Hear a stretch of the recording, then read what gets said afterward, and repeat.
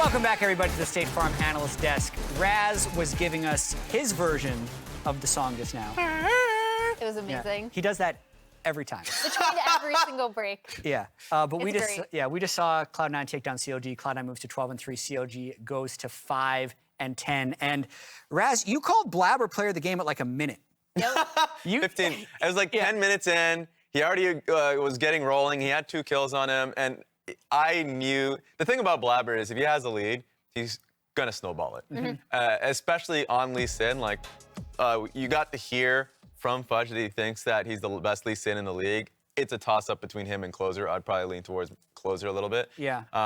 But the moment I said that, he went straight top lane, got a dive off, and I'm like, that's classic Blabber form right there. And there's a clip that's so good we have to show twice. I don't think another jungler makes this play that's not Blabber.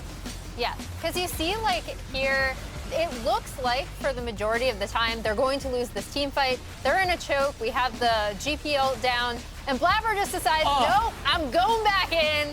I have Gore Drinker. It doesn't effing matter. It's great. Yeah, he got chunked initially. Like, he lost his flash right off the bat, but the call to go straight back in, get that huge Gore Drinker heal. And of course, the rest of the fight, you see a little bit, oh yeah, this is the second one, once again. Yeah. So how big of a heal? I know that. So it's kick. Here we go. Then he follows the Q. He's at 10% health when he goes in, but Gore Drinker. Insane. It was about 674. Yeah. I'm a little far from the monitor, but it was around that number. Azael called it out during the cast. Yes. That was, more things happened in the game, but that was the game. Because it was about 1,000 or 2,000 gold at that point, and then it was 3,500 gold. 90% kill participation, 6-0-12, CSD, a lot over the enemy jungler. But that's not the important part. The important part, I think, was just the big clutch moments. But what do you think of what Fudge said in the interview where he did seem pretty down on the team, right? Because this is not the week they expected against TSM and COG. It's actually another one-in-one week. They had a COG TSM week back when they had the LS week where he left the team. But again, a one-in-one in disappointment. What do you think, Emily? The most interesting thing I heard from Fudge in that is when he was talking about different compositions and paying attention to and tracking what their opponent's composition wants to do, right? Like that seemed to be something that he was highlighting specifically in the interview as something that they needed to work on communicating with our team and their main takeaway from this week, which I think is pretty interesting, even looking at this CLG game that they won, because we have Blabber going back in there and breaking the game open. But then while we were watching, Raz and I were talking, because I was like, oh, I appreciate, CLG, they do continue to fight even when they're down, right? Yeah. And it's not always the best play, but like I appreciate about them. And Raz was pushing back because he's like, here they might have some scaling advantages. Maybe I'd want to see if they can wait it out as C9 or sieging and then play their composition differently. And so I thought that was interesting on the back of what these two compositions want to do and how C9 played this game out. Yeah, especially because not only from the scaling perspective, they just had a lot of wave clear. GP, Victor, they can play it out slowly. Not saying concede everything, because a lot of the times teams tend to do that. Yeah. But like having very clear ideas of what defensive wards to place, and hey, if they're trying to clear this one, then we should still be able to fight for some of these wards, right? And in that game, they pressed a little bit too much, but still, it's good to be at least the team that fights for advantages rather than the team that gives up everything, which we see sometimes in the LCS in the past. But more particularly for this team, for C9, Fudge made 2 points. One on draft, which is an ever-evolving conversation that you have to be aware of, because I'm sure you've been in those experiences as well, where it's like, it's easy to have confirmation bias if you're at the top. Yes. Where you're just winning every game in scrims, and you're like, okay, well, everything works. So what is actually just the best draft? Yeah. And what works for us? And so I think that's a conversation they're going to have for the rest of the split, and need someone to challenge them. Team Liquid hopefully is that partner. 100 Thieves they're going to be facing in Super Week hopefully is that partner. Yeah. That's that conversation. The other one's early game planning. I mean, if you literally as a team is like, if you tend to be the team that just wins all lanes and has like solo kills in top lane, then early game planning a lot of times doesn't feel necessary. But like if you're getting challenged, that's something that C9 needs. And I think looking forward a little bit, a double elimination playoff format will buy them some time if they do get something wrong. Yeah. But just so everybody knows, TSM is playing from home today, so we have a little bit of extra time in between the end of this game and the start of the next. And I want to talk about MVP, actually. Of course, Because last week, Summit, it was like at least backstage, we're like, oh yeah, he's just going to win MVP. Yeah. But I think it's super interesting right now because we have the front runner in Summit, who actually did have a bit of an off week. But Yeah. Blabber is also a 2-time Spring Split MVP who's on the same team as Summit. So how much shared success is there? Berserker's been cracked. Then we have TL. Like, surely the MVP comes from one of those two teams or Closer. But let's just start this discussion because we only have 3 games left of who's going to win MVP. So I'm going to fight for Summit here off of something that Blabber specifically said in an interview with High, where he's like, it's so easy for me on the map if I'm just looking up top lane and suddenly that's fixed, right? Yes. So that's like a fixed point on the map that most of the time they can, like vast 99% of the time, they can rely on him to have control over that wave, whether it's being, you know, pushing in and getting solo kills, or they know exactly what's going to happen topside. And that's such a strong point for them. I think it's also a strong control point that they've been allowed to evolve the rest of the team around, right? So Blabber, I think, is definitely should be in that conversation, even though obviously I favor Summit, as you probably can tell. But I also think Summit being such a reliable, consistent threat has made it so that, for example, Fudge can further ingratiate himself into what being a mid laner is versus being what a top laner is.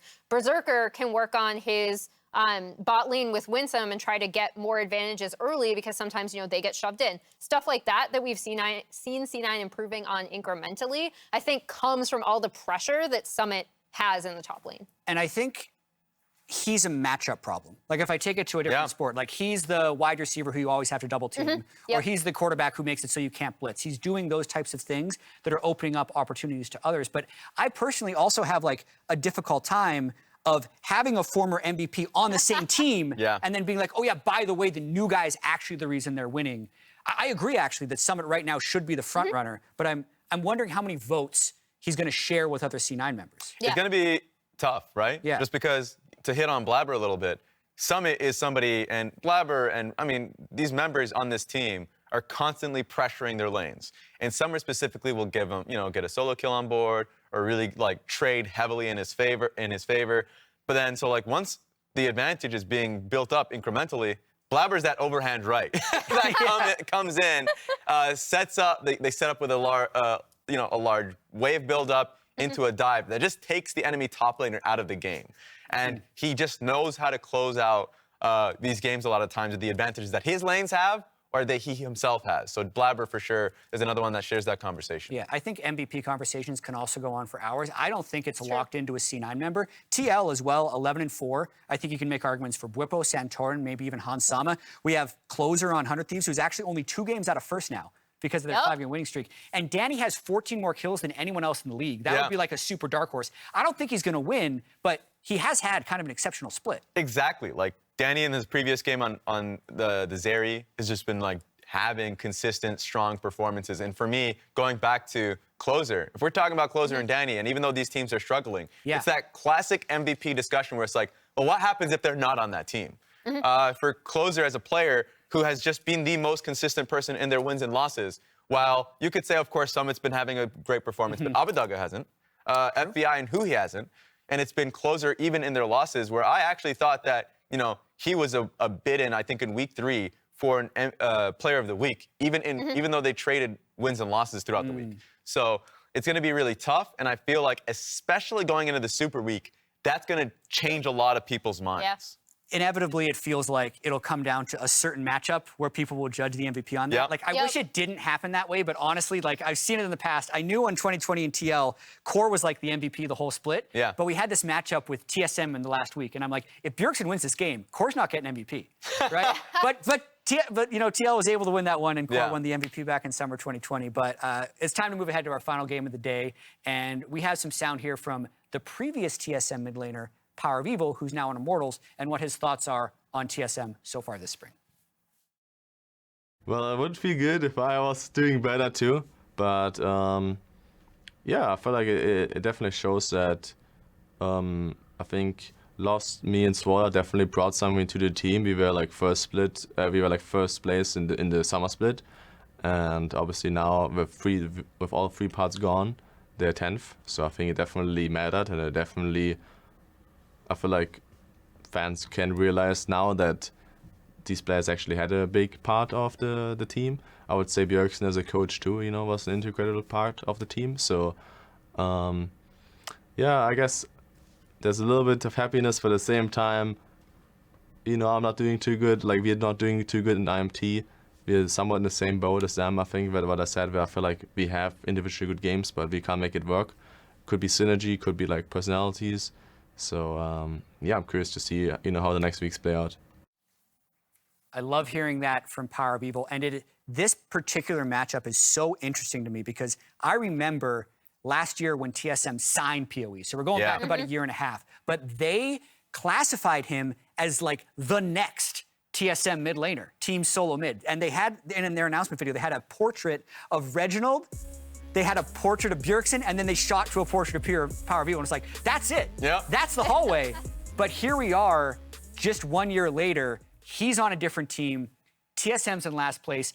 PoE has to want to keep them there. Hell yeah, he does. Because with that win yesterday, if TSM wins, they're actually tied with the Mortals. Yep. So I think there's some, there could be something personal to this matchup. Yeah, I think PoE already wanted to win it because, like, spoilers, that clip was from before TSM won yesterday. Yeah. So obviously, like, I think even if there's like no sort of bad blood, you still want to beat the team that you play against.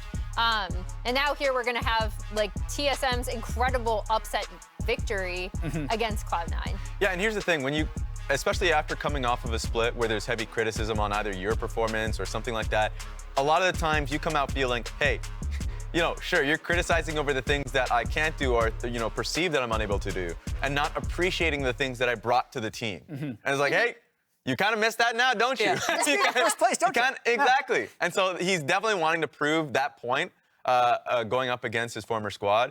And I just think that, you know, going up against Spica and Huni, players that he's been with for quite a bit of time on that team all last year and sharing successes, it's going to feel a little good. So, hey, and now got something to play for.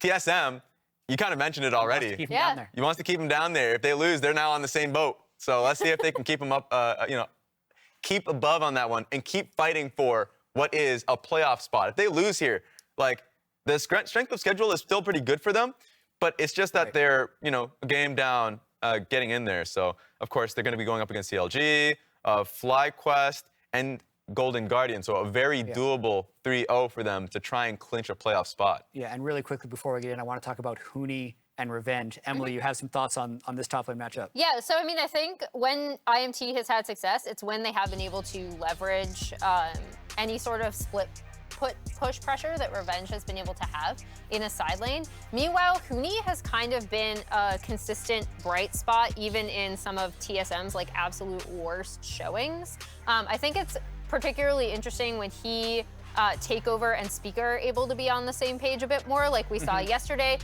especially if he has any sort of like pushing power like he does on the Rumble, or like a lot of team fight presence on something he's super comfortable on, like the Rumble.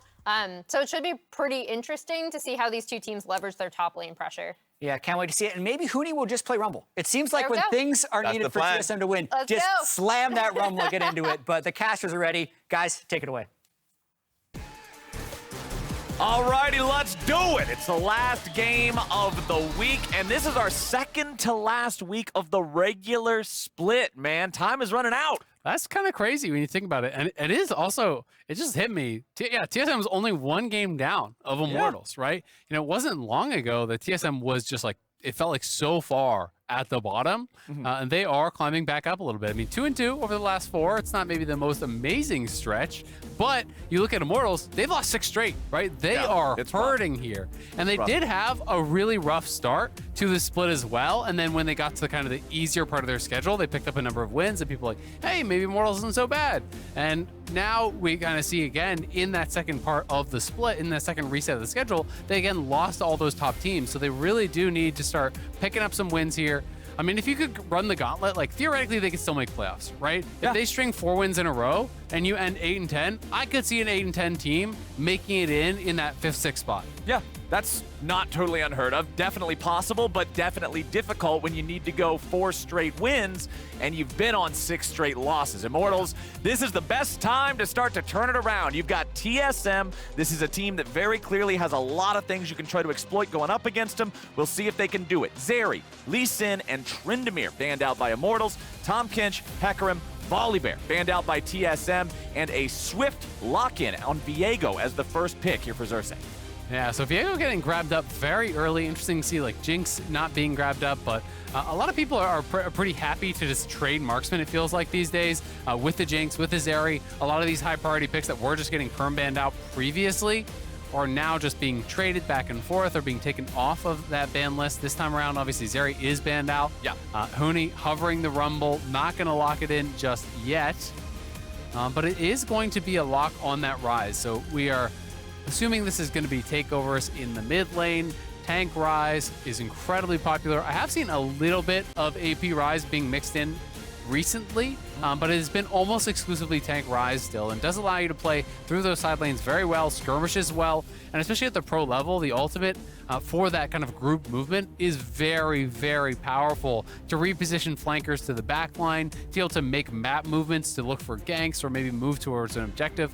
Can be really strong with Jinx plus Ryze. It kind of feels like a lot of your scaling is already secured here in the first 2 picks for TSM. Absolutely. You will not be concerned about the game if it needs to go long, but now I'm curious what Immortals will pick as their own AD carry, because as you pointed out, yeah, they went for Viego super early. They were like, no, we don't care about Jinx, but having banned Xerxe themselves, I'm curious what the plan is here, because obviously you would expect the enemy team to at least have a significant chance to take Jinx in their first round if you're not going to do it. Yeah, absolutely. I mean, there's some of the options like Caitlyn that has obviously been nerfed, but you could go for something like a Caitlyn if you did want.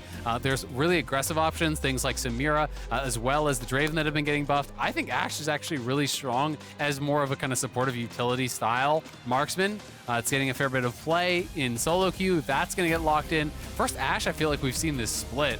I'm not 100% sure on that, but I feel pretty confident saying it. Shield Bow, Wit's End is the build I have seen most into just like Hurricane or whatever kind of fits the game. Yeah. So it is kind of this pseudo tanky on hit build. You have a lot of priority for your jungler just with the vision that you get, right? Utilizing Hawkshot early on, tracking the enemy jungle, especially when you're going up against something like the Jarvan as they are. Early game ganking is so important to this champion. So if you can track him with the Hawkshot, really deny some of the opportunities for Spica to find these early game plays, you can kind of cut the legs out from under him a lot on that early game. And it's such a pain in the butt as a jungler playing against it, because it's not like you can't just clear your camps, but you see that stupid bird fly above you and everything's all sparkles and you get caught by the puff. all right, they know I'm here. Yep. It's so annoying to deal with, and you're absolutely right. It slows things down. It gives you information, which is not one of the things that are tracked on the scoreboard at the top like gold and kills, but is just as important. Yeah, absolutely. It is pretty interesting, and you know, there's still a lot of control mages getting banned out here. PoE being paid that respect. I don't think he's had the best year. You know, he has fallen off a lot of people's radar for the first time, I feel like, since he's been in NA as one of the top mid laners, right? You know, everyone had looked at PoE for so many years. Even when he was on poor teams, it was like, yeah, the team might not be that good, but they got PoE. Like, you think back to, like, you know, playing on some of these old teams, like, you know, even on like Optic and things like that, you know, where he was still having kind of some of these incredible individual performances. He just hasn't been able to kind of bring out that level here this time around. And getting targeted in the bans, Orianna still available. That has been kind of his go-to in a lot of these games. They are going to ban out the Huni Rumble, so TSM saving that for 5th pick. We'll see what Huni is going to be able to grab, but we know it won't be the Rumble. Right, and the Alistar is locked in for Shenyi, so that means they will have both Alistar and Jarvan here for the engage, especially when teams are struggling, going back to what we talked about in the Multiple last chance forms of select. engage. Yes, if you're struggling, if you are having a rough time, usually there's some kind of problem with the communication, the coordination, or whatever. So no, I do not want to see you play a comp with a high floor for execution. But what is this Cassiopeia locked in for Immortal? What boots do you think she's going to buy? Oh, that's a good question. I hope she doesn't forget to buy them. That would be tragedy, and I know that people would definitely have something to say about it. People would be curious. I too am curious what boots Cassiopeia will go this game. But I gotta say, this is a good game for Miasma. Yeah. Ryze, relatively short range.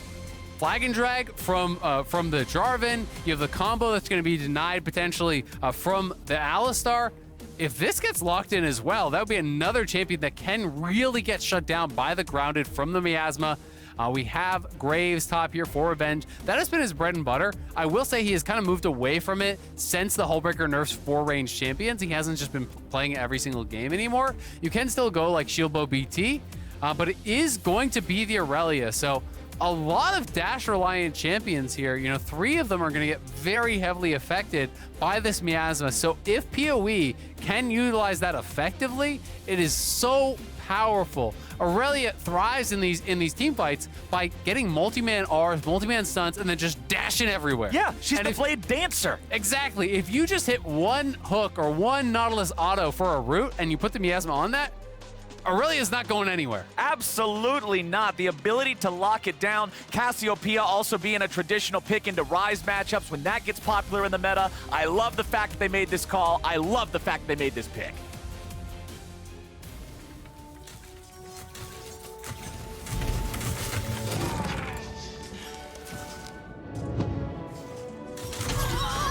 Oh no! That was not even fair.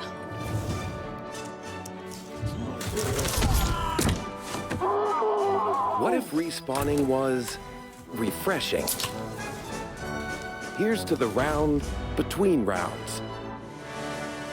This game is rigged. This game is out to get me.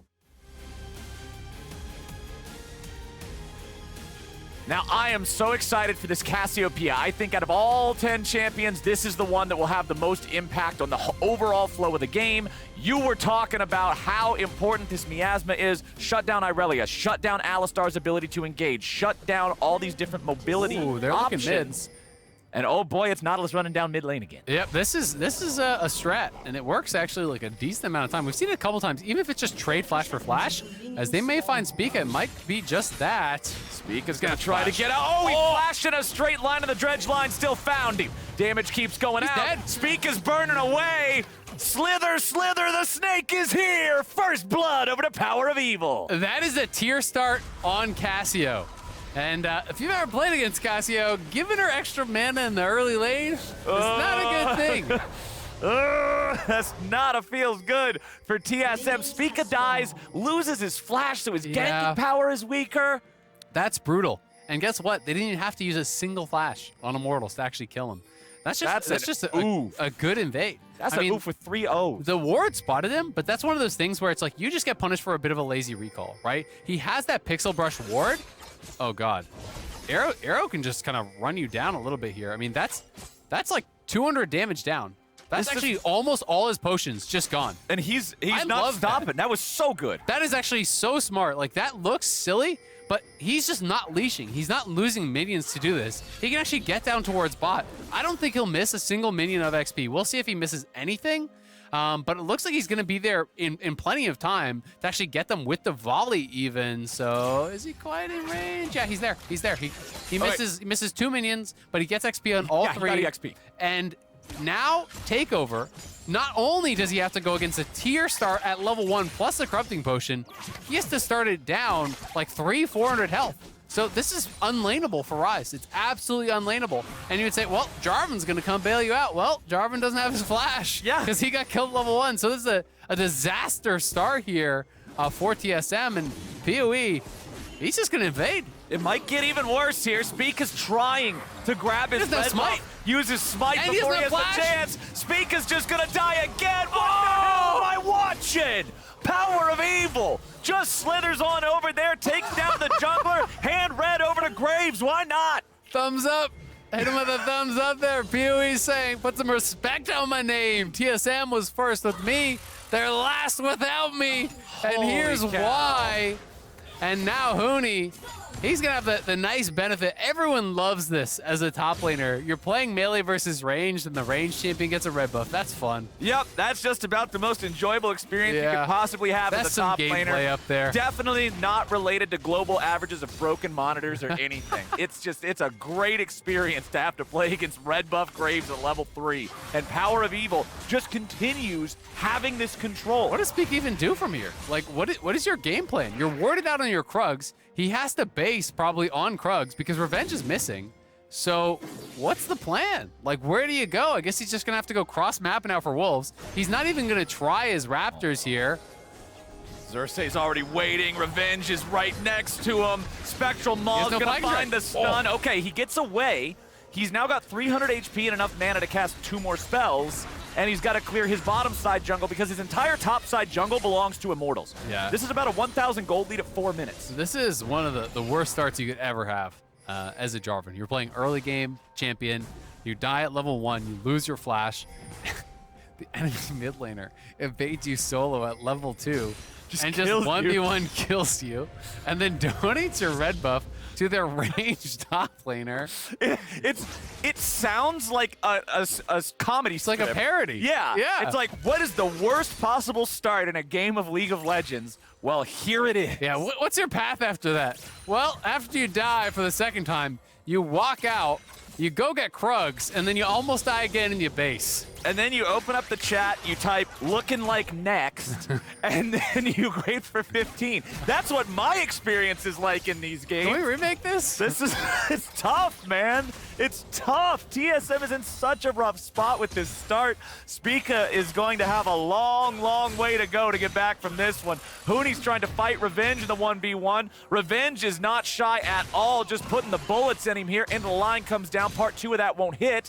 Revenge has no ignite here in top lane. Both these guys running a TP, so there's no kill, but Huni is low. I will say, though, Huni, for laning melee versus range, yes, I think it's a pretty decent matchup, but the early levels should still go to Graves.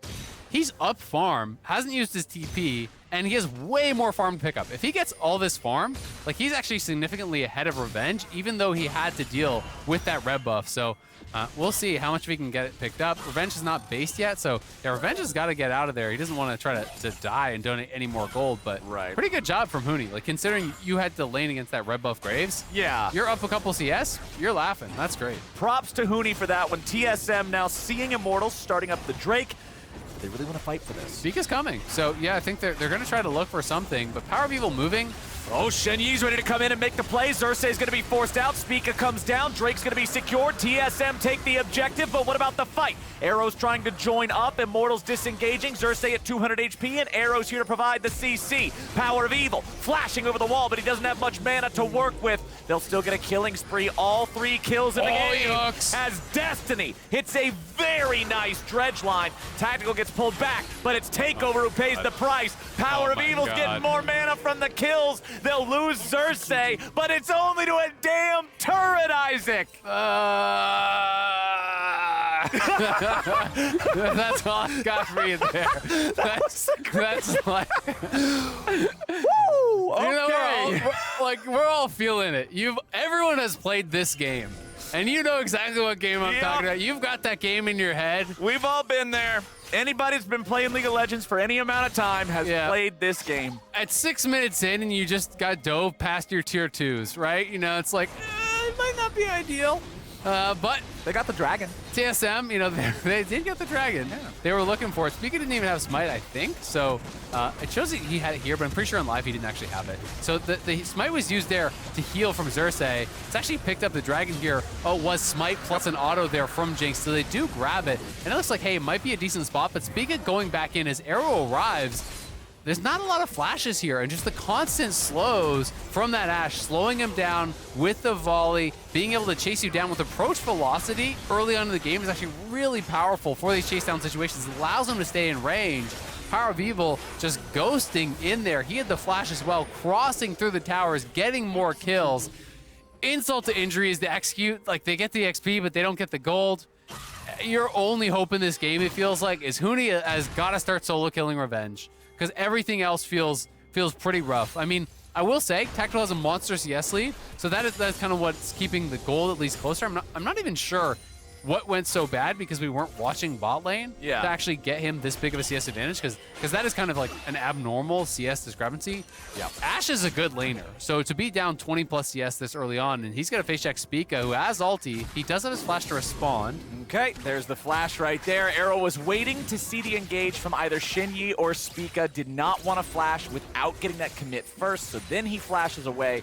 No Ashe with flash is a target that TSM could try to exploit here when Spica has a chance to come back. So, positives. Yes. PowerOfEvil may have his Everfrost, but Takeover has something that PowerOfEvil will never have. A boot. Exactly. You're boot. with me. You gotta hold it in He's front got of feet. him. Yes. Where are your you have feet to at, say, look Cassio? at what you'll never have, Cassiopeia. He can dance around. You know, he can do some little tippy taps and stuff. Yes. Although Cassiopeia does have really cool tail physics. Ever since they made it so the tail actually slithers. Now with instead of being 100% static. more slither action. Yes. Buy now. Cassiopeia stocks are on the up and up. Meanwhile, top side, Huni, 73 versus 67, so it's still pretty even. Oh boy. But now, let's see if Shenyi can help him out. All right, so Revenge. Does he have the glowing eyes? He doesn't. No, this So is... it's a good cow. Is that how we... So only the evil glowing eyeballs can make you truly evil. Yeah. Okay. So even if Shenyi gets the kill here, even if he sets himself up as He's a warrior for good. a saboteur. Okay, so that means Revenge is evil? I guess so. It's just how it is. But isn't I don't make the rules here, where Flowers. Graves is like a hero or something? I didn't actually play that event because I thought it had involved a lot of reading, and It I did can't involve a lot of read. reading. So I didn't read I it. played that event, but I did a lot of clicking to the next. Oh, next okay, part I of the get you. Yeah. You were just like dialogue, but. Yeah. That's okay, dude. There's so many games I've played in my life that I literally don't even know what they're about. And I've Yeah. beaten them all the way. Yeah, me too. It's fantastic. It's like, who's your favorite character? Don't know. Probably the one that I played. Who was that? Don't know. Never read the name. Can't read. It's just how you go sometimes in video games. All right, PowerOfEvil going to be able to grab the blue buff here. Tier stacking up well. He's got the early Everfrost. That's going to make things even more difficult for all of these short-range rough. champions on TSM because the Miasma, you can lock him in the Everfrost, layer that over top. Not really any way out. But, you know, positives are that Huni is doing pretty well in this matchup, is that they do have a good CS advantage down on the bottom side. You are playing Cleanse, so you have some sort of an answer to the potential Ashe engage. But I do think that it's not a big deal that Arrow is down because he got a kill, he's got some assist gold. He's playing, exactly, he's playing more the facilitation role, and you have already all the damage you should need from PowerOfEvil. Oh, close. And that's an Alistar without an ulti. So if that hit, very easy to kill Shenyi there, especially with PowerOfEvil hanging around nearby. Next, Drake is about to spawn. Huni, nicely done from Revenge there, dashing it out of the way of that ulti. Yep, well played. You got to pretty much hold your dash to react almost always in this matchup. If you ever dash in aggressively on the Irelia, you're going to get stunned or you're going to get ulted. Oh, she's going to dunk you. Yeah. So it's pretty much only allowed to be used reactive. There's the power of the Hawkshot, though. Immortals spot 3 on bot side. They're going to call down 4. They're sorry. All right, you bring 3, we bring 4. They do not have the Ashe ulti, though, that we saw sail wide from earlier. So TSM are pretty safe to do this.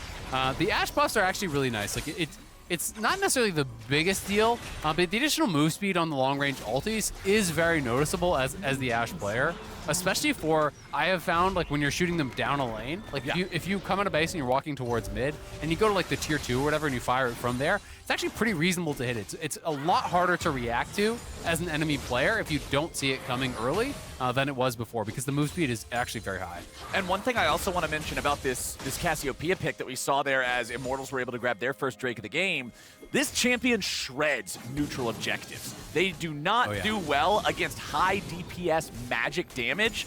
Most magic damage in League of Legends is very burst-oriented, right? It's the nature of mages. But since Cassiopeia doesn't follow those rules, Cassiopeia has incredible objective potential, and it's one of those things that I want to make sure we're just having in the back of our heads as we go further towards the mid game, as we get closer to the point where, you know, Baron will be on the table here in 8 minutes or so. It's very easy to do these objectives much faster than you otherwise could when you have this champion. I mean, if you have a blue buff and it's 20 minutes and you have one other person to tank for you, like, you can do better, right? Yeah. And it's, you don't even need to have a full team rush, which is one of the things that I think does make it scary. I feel the same way when I'm playing against Diana, like, especially on-hit Diana builds, like Nashers and that sort of stuff.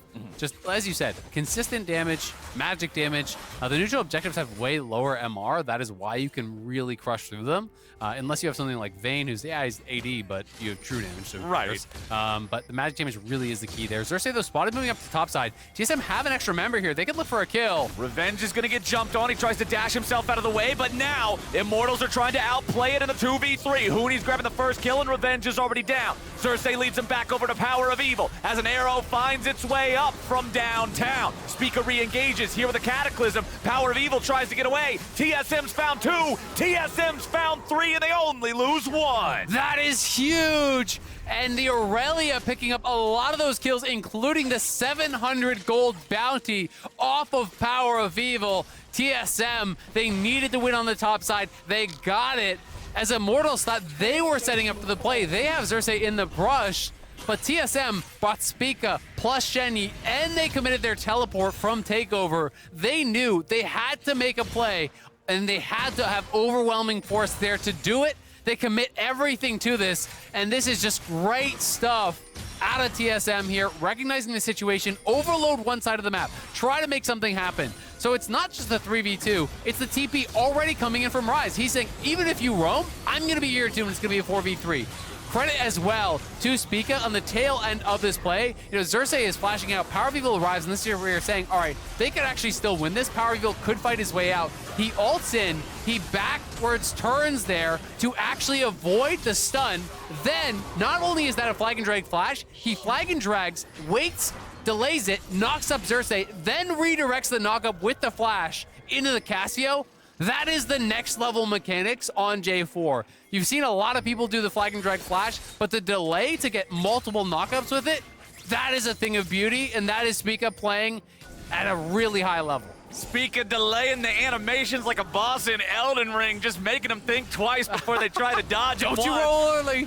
Don't you do it. Immortals have lost their lead entirely, Azael. We were talking about how miserable of a start this was for TSM and for Spica specifically. But now, after that play in the top side, the game is dead even here at 15 minutes. And the Irelia is a true side lane threat now. Like, you almost don't even want to walk back to lane as Graves. Like, you need help.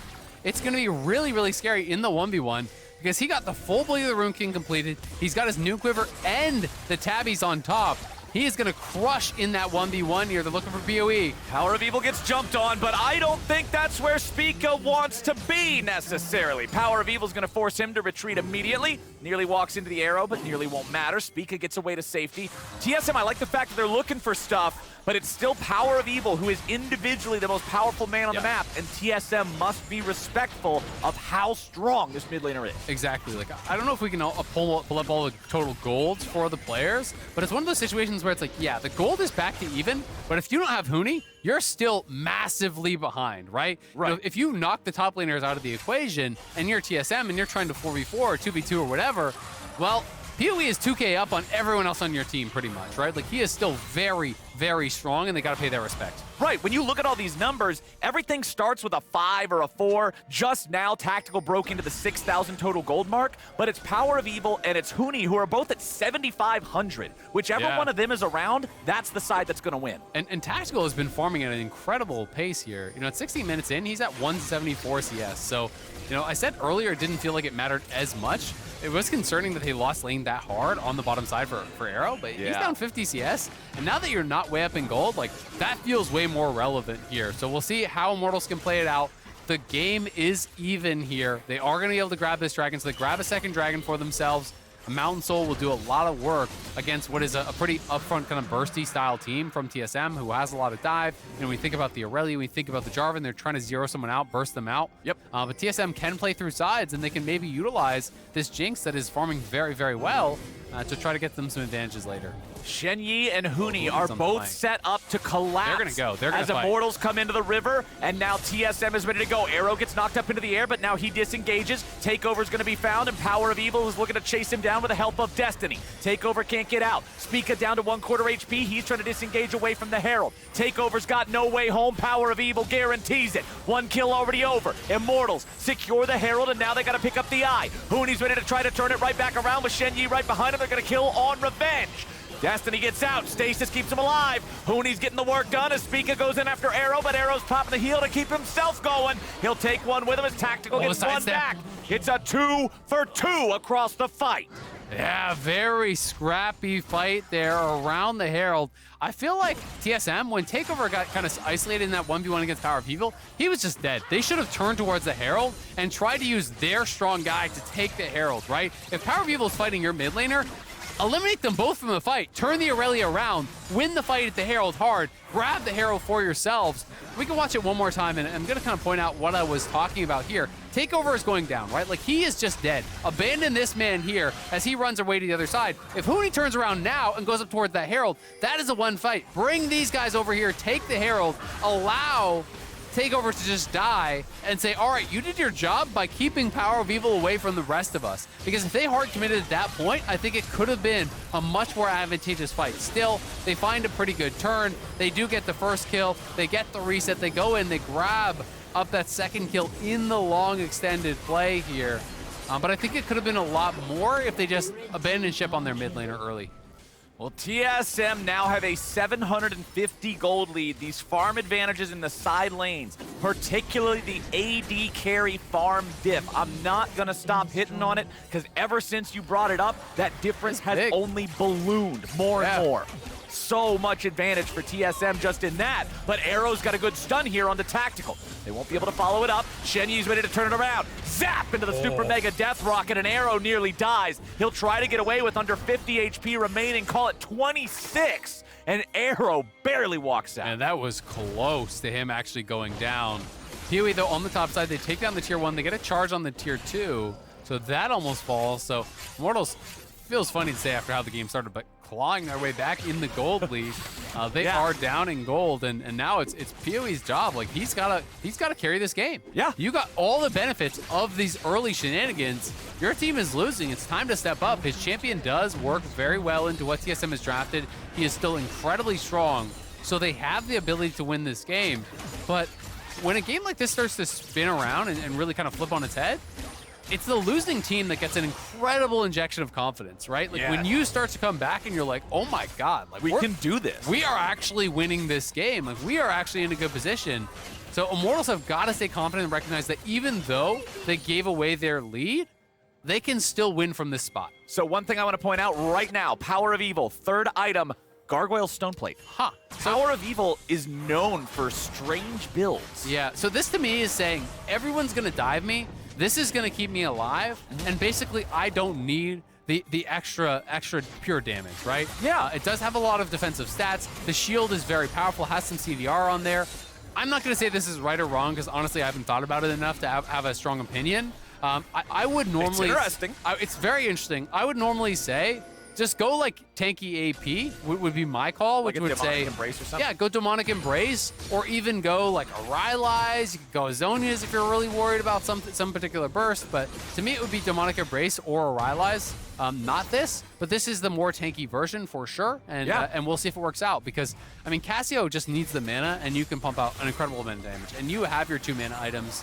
And if they dive with, like, you know, J4 and Irelia, and everyone dives the backline, try to kill him, and he pops Gargoyle and lives, like, he's gonna kill you 2 AP items or 3 AP items. Yeah, that's kind of what I'm going to be tracking here on whether or not this was worthwhile. Is there a situation where Cassiopeia survives a ton of burst? And when we look at the TSM health bars, how often are people going to walk away with slivers of HP remaining? And can you just ignore the Cassio and kill her teammates because the person with the lead built tank? Yeah. Right? You know, that's always my concern as well, is like, when I'm the person on my team that has a monster lead, like a huge advantage, I feel pressure to get a lot done, right?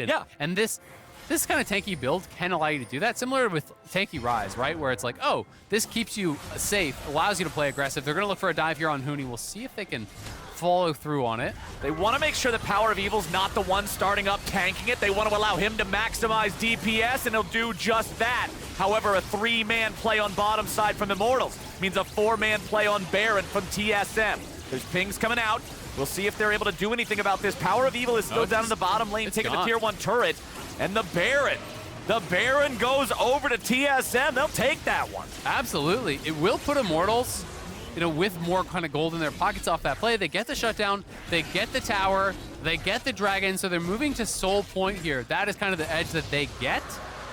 But a big injection of stats, a big injection of gold as well for TSM taking the Baron. So we're gonna have to track how much can they get done during this Baron power play, because Immortals, in just under 5 minutes, they could potentially grab Soul, and then, I mean, it's gonna be so hard to burst them down. Like, if you're talking about trying to nuke someone down already through Gargoyle Stoneplate and Locket Shield, if you give them the Mountain Soul Shield as well, It's tough. it's going to be really hard. Very, very tough stuff. Power of Evil, 6-1-2. Only has missed a single kill participation in this game so far. Second item of the game completed for Revenge just now as he gets his Collector. So just trying to catch up, trying to be relevant, trying to make sure that he's ready to go here whenever one of these big fights does break out. 2 minutes of Baron. There are 2 minutes for TSM to take this Baron and get everything they possibly can before having to deal with that soul fight that you're talking about. That will be huge here 4 minutes from now. Shenyi's going to clear out a little bit of vision. Immortals are on the defensive. They know they have to weather this TSM Baron before anything else, and Tactical continues to build the gold. Immortals find plenty of damage onto Shenyi. They're going to force them back with that, and TSM has to back up. I mean, Immortals just haven't been able to find any effective arrows, right? Like, Arrow is down 3 levels on Tactical now, plus the farm. That is so concerning how useless this Ashe may look. And he's hit a couple different arrows on Tactical, but it's never been in a position where someone's there to follow up. So Yeah. Tactical doesn't even cleanse. Like, he just sits on it. They're going to look for Tactical now, though. Xerxe coming on the flank. Tactical has already used his Gale Force, he's used his Flash, he's trying to get away, but Xerxe's on top of it. Shenyi falls, Tactical falls, TSM loses both bottom laners, and the Baron push stops here. That's a big couple of picks there for Immortals, because TSM was starting to get a lot of gold in the side lanes on that play. Huni, though, on the hunt here. Will he spot Revenge? He will, but not going to be able to kind of chase further down as he doesn't have enough vision in the area. Expecting him probably just go like Death Dance third or something like that. We'll see where Huni exactly wants to go, but he's got to be a little bit careful against that red buff Graves, but in any sort of extended play, he's definitely going to win. Yeah, you can see how easily confident Huni is here. Just going back into lane, instant heal back to full. Oh, off they're the Ryze minion ulting on him. wave, and they're ready to dive Revenge. He wants to get away from the 1v3. The arrow coming in to stun up Huni. Is it going to keep him alive? The volley over the wall can't do the damage. Oh, here comes Xerxe. He could look for a potential kill. He doesn't have his ulti, There's though. no Heartbreaker. There's no Heartbreaker for Viego, so Spica's trying to turn it around here with a Cataclysm. Destiny joins up, but now he's got to be careful. Takeover's very powerful. Power of Evil's on the other end of the map. They do not have their ace in the hole. This is the Cassiopeia. This is the one that determines the fights. And with him not there, TSM picks up the kill and picks up the tier 2. The push is not done. They're saying if Power of Evil wants to stay in the He's top not gonna lane, end the game we're in going to split stay push. here in the bottom lane. TSM, they're just going to break into the base. Immortals, what are we doing, my friends? Power of Evil's trying to deal with Tactical. The Everfrost isn't going to find him. Miasma, yeah, it'll do a little bit of damage. Power of Evil taking 3 or 4 turret shots. TSM just walked into the base and took the inhib. And that's a flash off of Power of Evil. That's his big team fight tool there. He was trying to end the game through split push. He was saying, I'm going to catch Tactical, who had no cleanse, no flash. Good reaction there from Destiny, able to flash out of the way of that. But he looks for the flash ulti. Tactical just backsteps it, then he backsteps the Everfrost, then he backsteps on the Miasma. And then as soon as Power of Evil starts walking back through the tower, you step in the Miasma to make him pull tower aggro. So very well played there. They're now delaying the bases from TSM, seeing if they can get those split up. TSM has got to be careful here. A minute, though, until that dragon. Okay, there's another arrow, but again, He's got a lot of not tenacity. enough coming out of it. Yeah, Shenyi's also still got his ultimate, so Alistar ultimate forced out here. Nautilus ulti's gonna chase him. Okay, flash over the That's wall big. from Shenyi here. Yeah, huge. Huge to take that away from the Alistar before this Dragon Soul fight is gonna happen. And he won't have his ult back. It's a 94-second cooldown. He doesn't have a lot of CDR, so he's actually not going to have ult. So that's no flash, no ult, Alistar. So that means if you go in, it's a one-way trip. WQ and you die. Exactly. That's Like, it. You got nothing. You are not tanky at that point. But TSM, I don't think that you're going to feel comfortable to just give this one up. Huni has his 3 items, plus he actually gets the Elixir of Iron there. Oh, I yeah. do think it's a smart call. The amount of lockdown that is on the other side, the tenacity is going to be very important because he went for tabbies. So having that additional tenacity on top of the legend tenacity that he has is going to make him really tough to pin down. But still, tenacity doesn't help you out with Miasma, and that's going to be the key ability. You got to watch how the Miasma is used. If PoE can get a really effective one, that can absolutely decide the fight, as they're trying to kind of pincer in here on TSM. TSM, they're grouped up in bottom, and Immortals is ready to fight them. Huni is not grouped up with the rest of TSM. He'll be approaching from the other side, clearing out a ward on the bottom side of mid lane, making his way through the river now. Tier 2 turret is going to fall in the mid lane. Immortals lose that one to minions, so TSM not going to pick up any extra local gold from the take. Huni now positioned next to the blast cone and ready to go. However, the collapse is there. They found Shenyi. He can't survive. An arrow's going to be jumped on, but it's not going to matter. Huni at least picks up one, but Xerxe goes on a killing spree. He's going to get another. Free fire. They can't kill him. Huni's still fighting. Double kill back over to Irelia. Will it be a triple kill over to Irelia? Yes, it will. TSM rips Immortals apart with a quadra kill for Huni. They're going for the Windflowers. Huni is in the base here. Can they actually close it out? 20 seconds. I spoke too soon. I don't think they actually close it, but it's the quadra from the Irelia. Absolute monster fight there from Huni. That was incredible from TSM. Huni with the 2 lifesteal items, jumping into the melee and taking control. Tactical providing the DPS, and Immortals falling to pieces after what had to be one of the most one-sided starts we have seen in a long time. TSM are poised to take this game. This is just incredible. What a comeback from TSM. They come into this weekend dead last, 2 wins. They beat C9. This game starts and you're like, all right, they're turning back into a pumpkin. And this kind of a turnaround here is massive. They're spending so many spells here on the Alistar. They kill off the Alistar, but look at Spica into the backline. Huni on the backstep there on PowerOfEvil. The Zonias is popped really early, gets a multi-man ulti, and he's just in on Arrow. Arrow goes down. PowerOfEvil is pushed out here by Takeover. I think he thought that they had Huni, but if you do not burst down that Irelia, Conqueror fully stacked, lifesteal items abound, he is just gonna drain tank your team. It's a triple, it's a quadra. Huni DPs in, gets the inhib off the back of that, and then casually goes back, buys an entire GA. Oh, man. Huni, Huni, Huni, Huni, Huni, Huni, Huni, Huni. Holo. It's been a while, man, but Huni is showing one of those incredible performances that he really made his name for, being this aggressive player who can just take over a game. TSM needed him to do it. He was really the only one in the position to do so, and he has looked incredible, but they've got to be able to close this one out. They're pushing in 3 lanes. Mid lane inhibitor tower is down. 3rd inhibitor about to be cracked.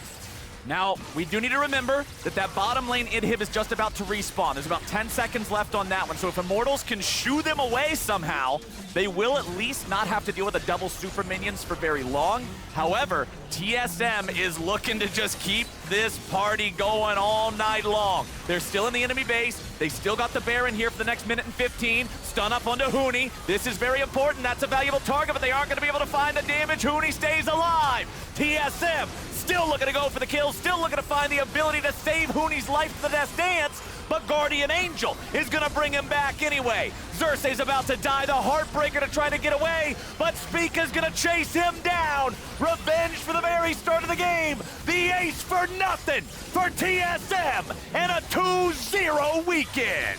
What a weekend for TSM. You can hear the chants almost. TSM fans have absolutely got to be popping off. And what a turnaround for this team in the midst of so many problems, so much controversy surrounding TSM. For them to come into this weekend, take down C9, have an incredible comeback against Immortals is truly amazing. And off the back of what was such an amazing performance from Huni, and even Spica deserves so much credit. Like, there was so many incredible engages from Spica against this Cassio where it's really tough to pull off. And it would be so easy and almost like forgivable for you to just tilt out of this planet off of the early game. Oh, I would have. Like how bad that early game went for Spica, it is incredible to get any effect on the game. And then for him to go and pull off plays, like I hope at the desk they have time to go back and rewatch that top lane play where the he top actually lane play was delays that was the the game flash, changer. where he EQs through through Xerxe, and then redirects his flash onto PoE still to get double knock up there in a close fight, win them that fight, and then find so many great engages throughout the rest of the game, setting up for Huni, who was their strong member. I just am so impressed from TSM, and they really got to hold their heads high, even though they are still towards the bottom of the standings. This is something that you can build on for summer. And I like the way you phrased it, towards the bottom of the standings, because TSM has now dragged Immortals into the pit with them. They're tied in the standings. And they got the experience. TSM is no longer in sole possession of last, and they have now eliminated Immortals from being eligible for playoffs. TSM has had an awesome weekend. game. And while we ready up for our interview, we're heading over to the State Farm Analyst Desk to break down this game. Don't do that. Okay, thank you, Flowers and Azael. A 2-0 week for TSM. Wow. Going to 4-11, tying Immortals down there in the standings. We also have like an audience somehow with us here as we got people ready to get on Bud Light League Lounge afterwards. We got Blabber and Max Waldo getting mic'd up. And like a bunch of other Cloud9 people, by the way, just to our right. Just imagine them. You can't see them on the camera. They're there. They're wearing masks. It's all COVID safe. Don't worry about it. Anyway, this should have been a disaster. That's what it felt like. Yeah. The early game It looked bad. was ridiculous. Yeah, so the Nautilus play that they go for here, obviously we've seen this a ton of times. If you have the Nautilus, you do want to try to make that level 1 play, especially with the Ashe. Like, as soon as she gets her slow, you're not going anywhere. And they snowball from this really well with PowerOfEvil just completely taking over the map. How sad are you when you see the flickering vision of Cassiopeia slithering to your red buff when you have no flash, no smite? A game felt so doomed. But the problem here was IMT didn't really do too much off of it. They didn't play much off of Cassiopeia. They didn't try to go up. There was a great timing. You were talking about it, Jad, about like a window they could have dove topside. They were trying to take Dragon off that one when, Cassio didn't have push there. And also, TSM, presence of mind, we're waiting for it. They had vision on it. I gotta say, everything gets better with practice, Raz. And TSM has a lot of practice of things going terribly wrong. True. So they've learned how to respond. Fact. But like literally, they did keep their calm. The gold stayed close before this fight, right? We could have seen it extend to a 6,000 gold lead, but the gold was only about 2,000 difference before this fight, where you see a really clutch EQ from Spica at the end here, where he's able to get the EQ knock up and then flash for it later. But really just, they kept their heads and they fought well. And I think we have a really interesting game to compare this to, right? With TL getting a massive lead in their game and actually trying to push it as much as they possibly could against a better scaling composition. In this, I think IMT really did not do a great job of recognizing when they could use their advantages. And then TSM slowly started getting them out in team fights, especially with the massive amount of damage Tactical can do and Huni's ability to get onto and stick to target. My shout out here, of course, this is a great quadra kill off of this fight. Huni was able to put in a lot of work. Same goes for Tactical, too. I thought that was just a great overall fight for TSM. Wanted to give a shout out there to Shenyi, actually. Not only was their vision game pretty damn strong, I'm specifically talking about Huni, the vision that he put in lane bush, catching out a lot of the times when Xerxe was trying to look for a lane gank, so that was one thing. But Shenyi was constantly moving with his Alistar, was looking topside, and so that fight that you ended up seeing that turned things on a dime and actually gave TSM an advantage. Shenyi was ready and there for that. That, of course, gave Irelia the early kills. So great job, because when you're that far behind, you need to be creative, and they were. Well, and I think we're finally seeing Shenyi and Spica work together, right? Like you pointed out the vision game in here. In their first win that they had this week, that was a massive upgrade from previously where the two of them kind of looked like they would be on completely different pages. Yep. This week, the two, like the support jungle synergy was massively improved. It really was. You know also, what this means? we're efforting an interview with TSM, but with the remote nature of everything, it is difficult. So hopefully we're going to be getting that. What does that mean, Russ? That means that TSM is not the sole holder of last place anymore. They're not the worst. They're climbing. Yeah. Actually, we never got to hear who you thought was the worst at the time. Yeah, I you know. kept saying people were I know. not the My worst. guess. I did say that TSM and Immortals were not the worst. Yes. They are currently tied for the worst. Yes. How you It was feel about going to that? be CLG. Yeah, I thought I was Oh, going to okay. say Sorry. CLG at the time. Yeah. They've gotten better now. It could happen. You never Yes. know. Like TSM, I don't believe they're mathematically eliminated from the playoffs, but it definitely feels that way. I think the types of wins they're trying to put together here will be building blocks for the future, but it has got to feel pretty good to have the 2 a week, right? If you're only going to win 4 games across 7 weeks, you may as well have 2 of them in 1. I know I voted for Player of the Week already. We'll see. It's the way we do that is it's all casters and analysts, so it's going to be revealed later. I don't know what the results are going to be, but I voted Tactical. What do you think? Especially when the noise is so loud, right? Yeah. When the noise is so loud, the media is constantly scrutinizing and like kind of fishing on your failures, right? Oh yeah. But being able to kind of usurp that, come out with the huge week 2-0s, as you mentioned. Of course, like you can see in front of you, player of the game today goes to Huni on that one. And yes, you said Tactical. I thought Tactical too. Both games, the Xerxe game yesterday, today's game on Jinx, he really felt plugged in. Yeah, we got the split long Pog leaderboard as well. Still Summit up there at 6. Yeah. None of them today, though. Someday at 4 is actually one of them that surprises me up there, but I don't necessarily know if anyone's going to be able to catch Summit. It's possible for Santor and Danny or Summit to do it if they go 3 for 3 in Super Week, but that's true. It's going to be tough, yeah. It's going to be really tough to catch him, even with C9's kind of up and down week. And it says a lot for 100 Thieves just poking at the fact that they have 2 of those players, Someday and Closer, who's basically at the top 5.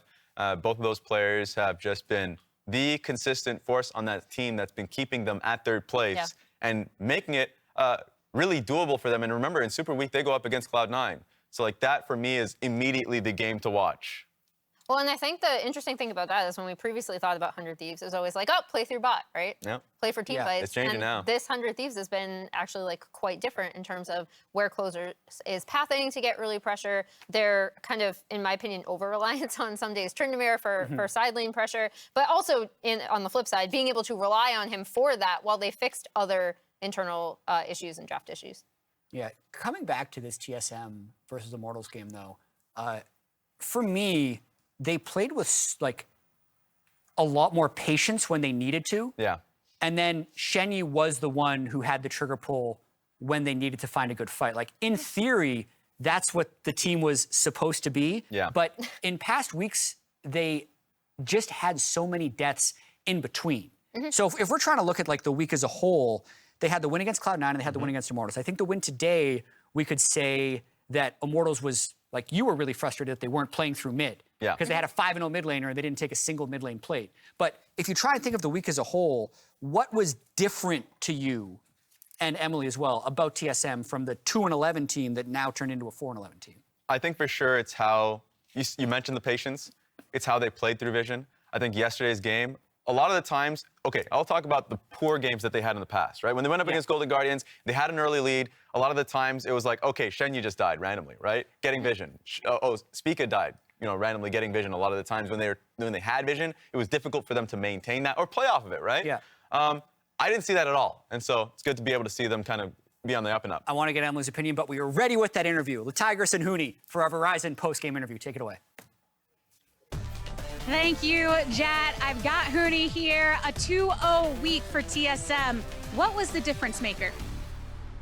Honestly, we kind of felt like going into this week, it was like really under pressure that we don't, I guess like we're gonna just try our best, but like still, like the main focus was like just not just playing not under high pressure, and just focus on like what we need to do as individually, and that makes us like less stressful like compared to other week. I think at least for me that was like pretty the main key, the main reason why we actually kind of perform better, and also individually it was like I did perform better for sure compared to other weeks. Yeah, I mean, bringing yourself into these games with that kind of pressure is really hard as a squad. Do you feel that additionally as one of the veterans here that people often look to pull a team by the bootstraps when needed? Yeah, I mean, that's definitely like, it's like one of my jobs is actually like having responsibility as a team leader and like the, oldest player or like, veteran player that I need to be like, take the team like as a leader basically. And it was a kind of pressure, but like I think a little bit, it was like really little bit loose, I guess, because like I would say there was like a really, really high chance that we were gonna get eliminated from the playoff. So like the rest of like the 5 games are like probably I would say like matter less, and then just focus on what we're doing, and basically that's what happened. It is always hard in these final weeks of the regular season when you are also thinking about the standings. In this game in particular, though, you popped off on the pick. You came through as player in the player of the game, rather. And many have been looking to see, is Huni going to have a pop off to try and bring TSM in it? How did you feel about your Irelia play and just the idea of bringing such power from the top lane on this team? Yeah, I mean, honestly, like for those kind of pick like Rumble and Irelia, like I bring it up because it's like I know like those two champions are not meta. Like clearly, it's not like the high percentage of the pick. Like no one, like honestly, I would say like almost like no one's playing, and it was like sure, I'll just play because it's like we're also just like we're like not as well. Like I didn't want to like just lose like because I'm just playing meta. Like I think it was like actually good for me that just trying like a lot of stuff, like in especially this week's stream.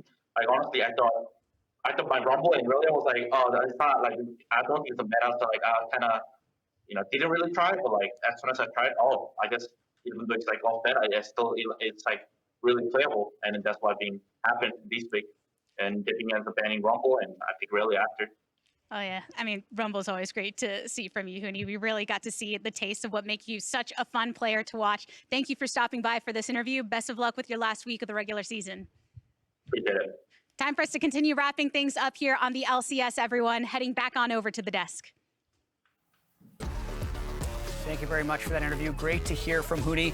Unfortunate webcam mic. Yeah. We've all done it. We've all been We've there. all done it. Yep. Your Yeah. mic doesn't pick up and you're talking into your webcam, or even worse, your native mic like in your laptop. I've done that too. Sometimes that happens. Also, we have our MasterCard Player of the Week. It is going to be Tactical. Huge. Yeah, Massive. It was very close Player of the Week vote this week. I think Huni got votes, Tactical got votes. Blazeall was really close. But I think with TSM's win over Cloud9 and then also their close game here against Immortals, plus the stats. Huge. The stats are huge. And that's the thing, with Tactical being able to really step up. I know that we had the conversation of the AD carry tier list, but we all knew what a player he has been in the past, an all-pro player in his time in Team Liquid, coming into this split, and how unfortunate it has been for the first few weeks, but it has been him stepping up when they have been winning.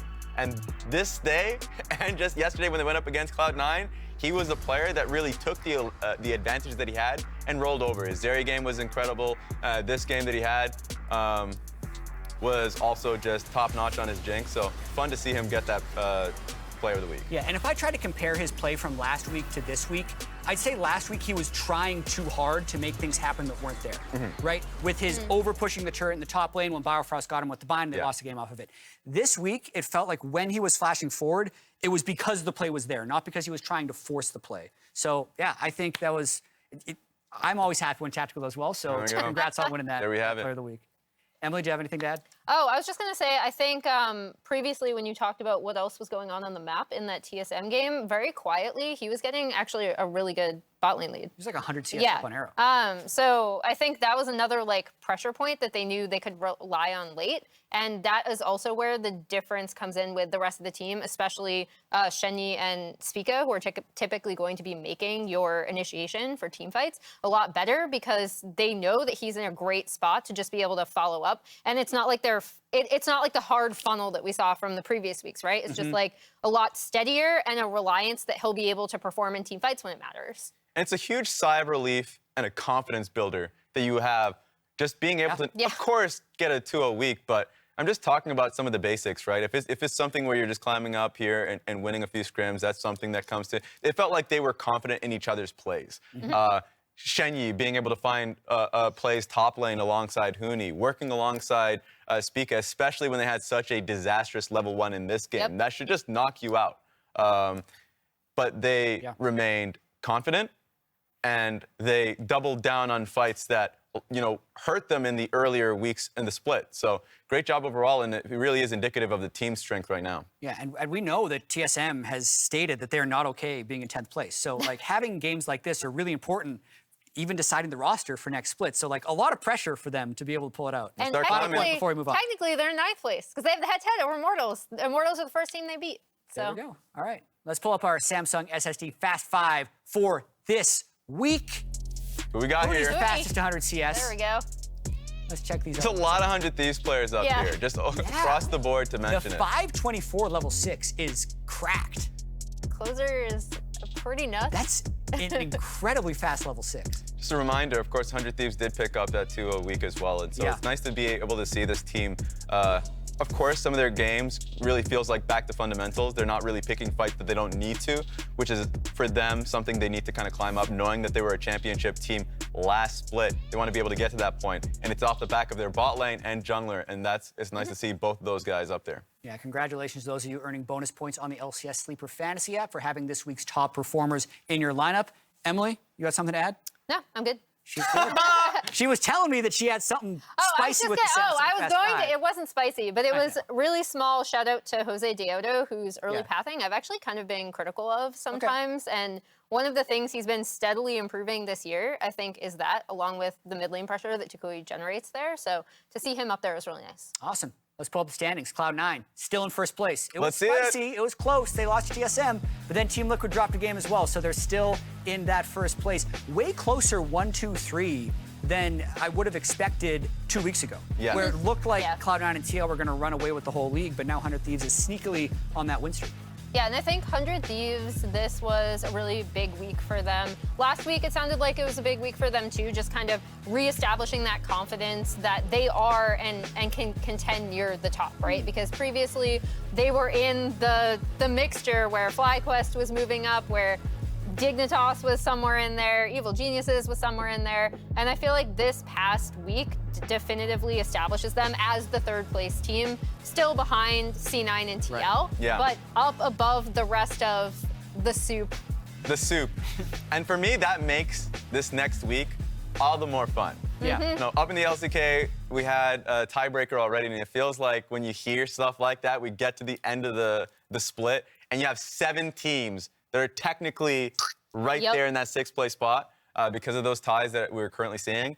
And IMT, like those teams that are trying, TSM, of course, after that 2-0 week, they're trying to punch into that the playoff run. So there's not only the fight to get into the playoffs, but it's also the fight for the first 2 positions that give you the buys. So that one's going to be good to look at. Huge fight for second. Unfortunately, TSM is eliminated from playoffs, I've heard. But we got 7 teams going for those 6 spots. So let's pull up the schedule for Friday, the first day of our Super Week, where every team is playing 3 games. TL, Golden Guardians. Golden Guardians won that the last time. Huge playoff game, FlyQuest, Evil Geniuses, Cloud9 Dig, Immortals CLG, and 100 Thieves TSM to close out the day, with a couple winning streaks slamming into each other down there. I was going to say, is 100 Thieves TSM now more interesting? Absolutely. After this week? It's definitely a banana peel for 100 Thieves. So like that's something that they need to actually take very seriously. And then you already mentioned it, the first game of the day, Golden Guardians versus Team Liquid. Team Liquid's starting to lose games. They lost to FlyQuest, and who did FlyQuest lose to? Golden Guardians. That's embedded in my mind and my tongue because of the spicy habanero. So that team, they're on a streak. They are a streaky team. And so that's something that Team Liquid, after their current day's loss, have to look forward to. All right, I want to take a moment to invite everyone to join Raz, LeTigress, Max Waldo, and Blabber in Blood Like Liege Lounge tonight. You can catch that on twitch.tv/BudLight right after the highlights, or you can wait for the raid. Also, I see like 5 other Cloud9 people who are going to be a peanut gallery for all the games they play, so it's actually going to be really fun. And that is going to do it from us here. So on behalf of myself, the casters, and the entire live broadcast crew, thank you for watching, and we will see you Friday for LCS Super Week. Boom! Throwing a phone. That's fair, though. That was terrible.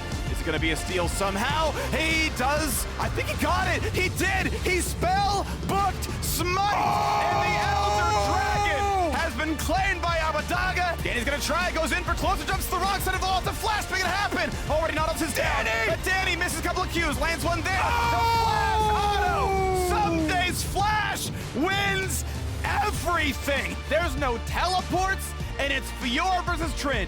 I've been waiting years for this meta game in pro play. I cannot wait. Pathway's gonna come down. There's the ult trade. Gets the heal. Needs to stay alive. Needs to kite it out. Repose for a bit of time. Will Ignite do the round?